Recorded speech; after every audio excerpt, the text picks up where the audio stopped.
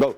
Mga alaskador at alaskadora, ang dami nangyari nung nakaraang linggo, gaya ng napag-usapan namin. Kaya baka magulat kayo sa dami ng choices. Ito ang topic ngayon sa aking Herman Cut. Hindi tungkol to sa tao, hindi tungkol sa abogado, vlogger, o heckler. At hindi ito tungkol sa kulay ng politikang pinapanigan ninyo. Ito ay tungkol sa isang litrato. Isang litratong napakalalim ng undertones at implication. Nakita niyo ba yung flash kanina? Ayun, no? Yan yung original.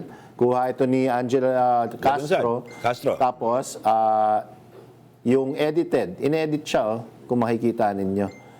So, grabe. Yeah, manipulated. Lumabas ito online. May mga pamilya ng biktima ng drug war nasa Europa para sa pagdinig sa ICC.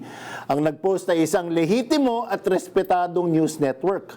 Ang kumuha ng litrato, gaya na nasabi, ay isang broadcast journalist at kaibigan ko, si Angela Castro.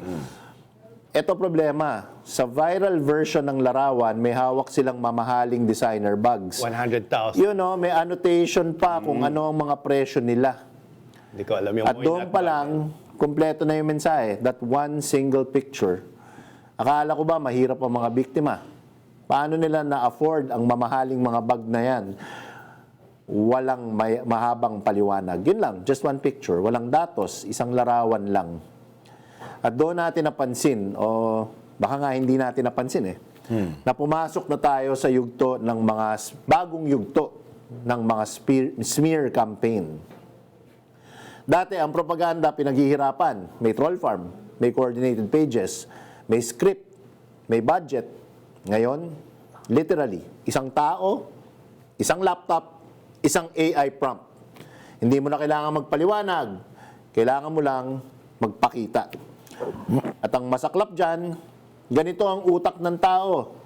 Kapag nabasa mo ang isang post, pwede mong pagdudahan.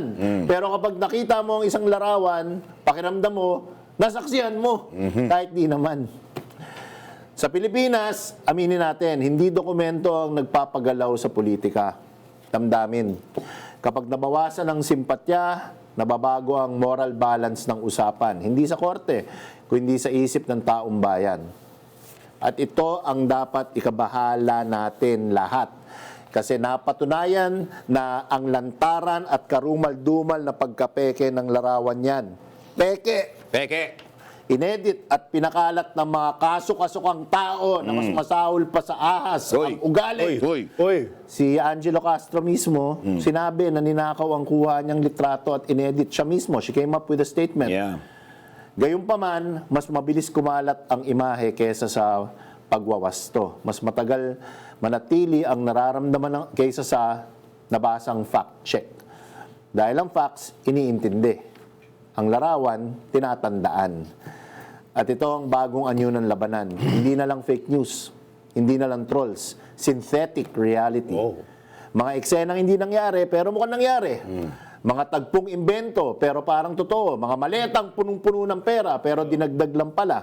Isang skandalong hindi nangyari. Isang biktimang ginawang kontrabida sa isang iglap. Kaya wag nating maliitin ang nangyaring ito. Hindi ito simpleng online drama.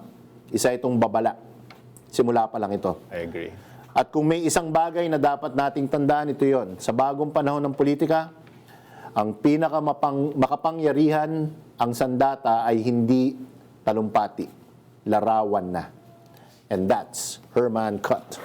Matalas. So are you saying na effective yung ganitong dirty propaganda? It's sadly and disgustingly In a way. It's effective. And alam mo, Defective lang yung utak ng gumagawa. yun normally, you would think that people would have a line na hindi ito gagawin ng taong maayos ang... kumbaga may ethical dapat yung mga PR, kahit pa paano may ethical kinakapitan ka pa boundary. kahit konting moralidad. Pero ang tingin kasi nila, may tatangkilik.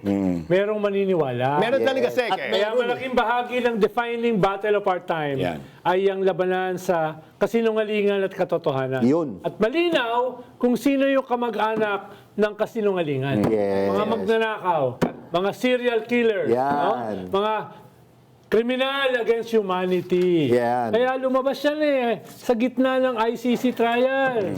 At kasabay niyan, may lumabas pa rito na Attorney Baligo. Sino yun? Di ba? Grabe. To divert, deflect, Yes. attention. Yes. Dito sa napaka-historic trial na ito. The first Asian to be tried sa ICC for crimes against humanity. Biglang meron kang baligod na binayaran daw ng $2 million. Ang ICC. Diyos ko. Di ba kay Kaufman yun? Di ba yun yung PF ni Kaufman? nandito raw. No, kaya mismo yung ICC, sinagot siya eh. No? Mga ugok. Uy. So many words. Oo nga, parang ganun lang. Pinranslate lang kasi parang French eh. Bigay sabi nila. May budget ang ICC.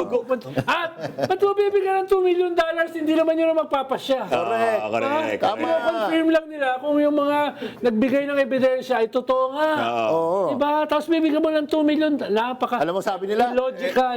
Sacre bleu. Logical eh. Saka $2 million isang buwang sweldo lang ni Kaufman yun. Saka dinamay pa nila yung mga congressista at mga mga Oo. na yung iba. Dinamay pa si Laila Laila. Lima. Nakakulong ng 7 taon. Hindi congresswoman.